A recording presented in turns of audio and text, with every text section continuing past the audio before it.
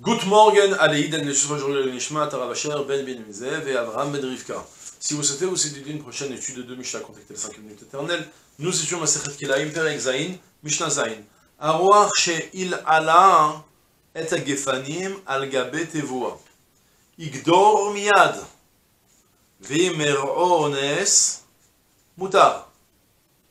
תבואתו שהייתה נוטה תחת הגפן, וכן בירק, מחזיר ואינו מקדש. ממתי תבואה מתקדשת? מי שתשריש, והענבים מי שיעשו כפול הלבן. תבואה שיבשה כל צורכה, והענבים שבשלו כל צורכן, הן מתקדשות. Mishnah très riche en données. On va continuer à boucler plusieurs. Il nous reste concrètement, il reste une Mishnah, deux Mishnah en fait concrètement sur la Zayin après Chet, et après on a fini complètement avec le sujet. Ah non, il y aura encore un petit peu de Kilae, de Kilaker dans le prochain chapitre, au tout début, puis après on va passer à autre chose complètement. Donc en fait, on est en train de fermer toutes les halachot qui n'ont pas encore été dites sur les Kilakerem. On va voir maintenant quelques sujets dans notre Mishnah. Le premier, tout d'abord, il est de savoir.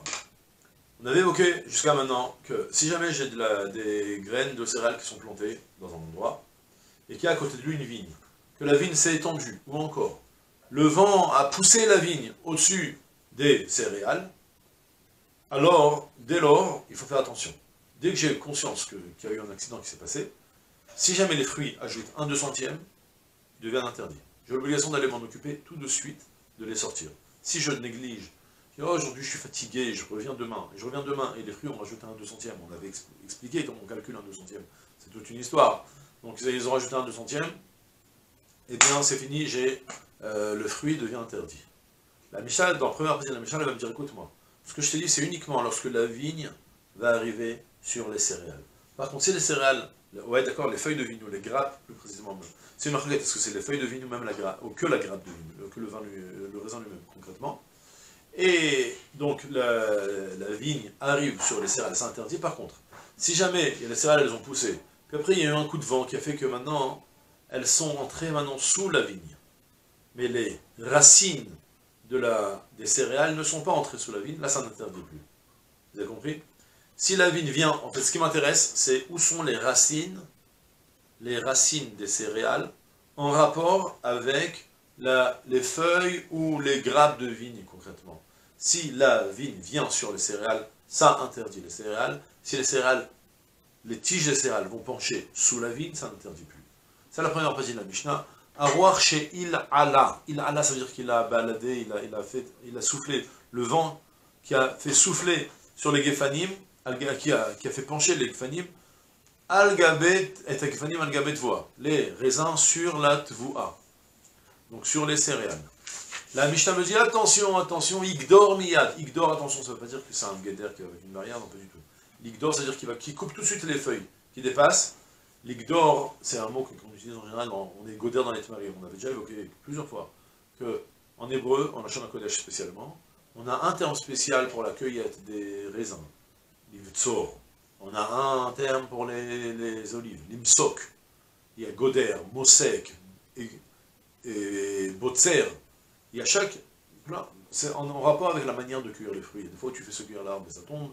Et des fois, tu dois cueillir à la main, concrètement, gentiment. Et des fois, tu dois grimper sur une échelle très haute, comme sur les palmiers. Et sur chaque terme, on a un terme spécial. En l'occurrence, le mot goder, il est en général utilisé pour les tmarim, pour les dattes. Là, il est utilisé même pour le raisin. La Mishnah me dit, écoute-moi, si jamais le vent, il a fait pencher les feuilles de vigne sur les céréales, tu te découpes, tu dois vite couper toutes les branches qui dépassent, qui arrivent jusqu'aux céréales. Imir o ones. Par contre, s'il a eu un accident, il a eu un empêchement qui lui a empêché de s'en occuper, eh bien, moutard, c'est permis, ça n'a pas interdit tes raisins ni ta devoir, pour la simple raison que tu n'as pas d'intention de maintenir ce qui s'est passé, ça n'a pas été volontaire, c'est malgré toi que ça continue, donc tu n'es pas du tout fautif. Kilaim, tant qu'il n'y a pas d'intention de maintenir, il n'y a pas d'interdit. Tant qu'il n'y a pas de négligence, c'est d'intention de maintenir. Ensuite, autre sujet. C'est le cas inverse. Là, on a parlé que c'est le vent qui a amené la vigne sur les céréales. Maintenant, on va parler des tiges des céréales qui se sont penchées sous la vigne. A gefen et tvuato, shaita nota tachat a gefen. on avait sa tvoua, ces céréales qui se sont mis à pencher sous les vignes, sous la vigne, et idem aussi, si c'est d'autres légumes qui se sont penchés sous la vigne aussi, alors, Marzir Veno Mekadesh, tu dois vite partir les remonter. Mais si tu les as laissés, tu as négligé, ça n'interdit pas à posteriori. Tu es obligé de t'en occuper, de ne pas les laisser mélanger à cause du maritaïn. Parce que celui qui voit ça, il voit que apparemment tu as fait des kilaïm. Mais concrètement, il n'y a pas de kilaïm, parce que ce n'est pas les raisins au-dessus des racines, mais au-dessus des tiges, et les tiges ne vont pas interdire à cause du kilaïm. Donc, Eno Mekadesh. Deuxième sujet de la Mishnah, maintenant, c'est « Me'ematai tvua mitkadeshet, mishetashrish ou mishetashlish ». Il y a deux manières de lire. À partir de quand? Je te dis maintenant que la vigne va interdire les céréales qui poussent. Mais à partir de quand les céréales, elles poussent? Si tu as planté tes graines, et tu as laissé tes céréales pendant 5 jours, pendant 2 semaines, tu as pour le moment une petite tige qui est sortie du sol. Mais c'est pas encore, il n'y a pas de céréales, c'est vide. Est-ce que c'est déjà interdit? Alors sur ça, on a deux manière de lire la Mishnah, soit Mishet Tashrish, dès qu'il va y avoir des Shorashim, c'est effectivement ça pris racine, c'est déjà interdit même s'il n'y a pas de fruits. Il y en a qui disent qu'il veut dire Mishet Tashlish, qui va avoir le tiers, tant que les graines de blé n'ont pas atteint le tiers de leur croissance, ça n'interdit pas. Et de même aussi pour Va'anavim, Mishet Yasu qui fait la aussi le raisin, même si même les feuilles de vigne, elles peuvent aussi interdire, effectivement, mais il faut que les raisins atteignent quand même une taille de folle à la vanne, d'une petite fève blanche. D'accord? Tant qu'il n'y a pas eu une taille de fève blanche, au minimum, ça ne s'appelle pas encore un raisin ce que tu as.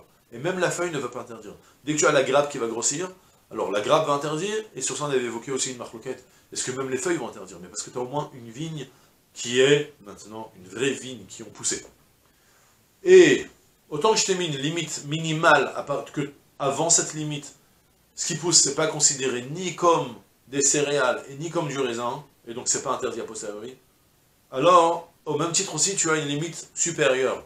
Que tu vois chez Yavsha Koltsoka, si tu as des céréales plantées qui ont maintenant poussé, qui ont atteint leur croissance totale, et ça a quand même commencé à sécher Koltsoka, comme il faut.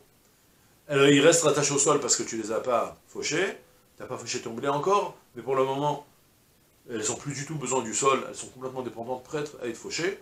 Et maintenant, la feuille de vigne arrive dessus, ça n'interdit plus, parce que c'est plus une voie qui est en pleine croissance, et inversement aussi. Va'anavim chez Bishlukol Sorkan, et aussi des raisins qui ont atteint toute leur croissance comme il fallait.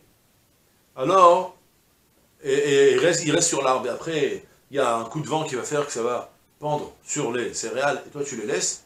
Ça n'interdit pas, c'est déduit tout ça de Psukim, de Pentukda, Shamelea, Zera, Shartizra, Vetvot, Akerem. Il y a le mot Melea, Azera, qu'il faut un Zera tant qu'il n'est pas mal et qu'il est en train de se remplir. Les graines qui sont en train de se remplir, mais pas une fois qu'elles sont devenues pleines et qu'il n'y a plus rien à leur apporter au sol. Et évidemment aussi, Tvua Takerem, c'est tant qu'elle est encore en train de pousser. D'accord? Donc en fait, on a appris quelque chose d'extra.